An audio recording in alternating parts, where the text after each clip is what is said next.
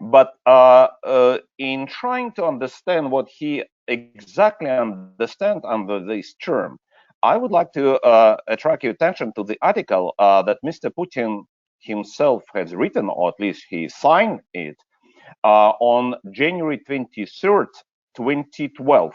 It was one of the six so-called electoral or election articles that he has published before the so-called election of Mr. Putin to his third presidential term.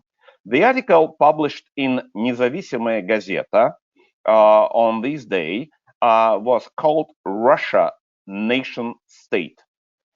In that article, Mr. Putin discussed a number of issues concerning the internal development of Russia and foreign policy positioning, in which he said, very interesting and very important, that there is a so-called historic Russia, which is different from the Soviet Union.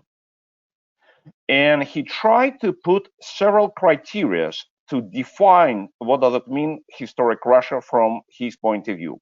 Why it is necessary? Because the concept of historic Russia was developed heavily in the 90s and in the first decade of the 21st century by a number of Russian neo-imperialists who were some kind of dreaming about restoring either former Russian Empire or former Soviet Union, and depending on author, different author was using different concept of historic Russia, and different authors put different borders to their understanding where the borders of historic Russia lie.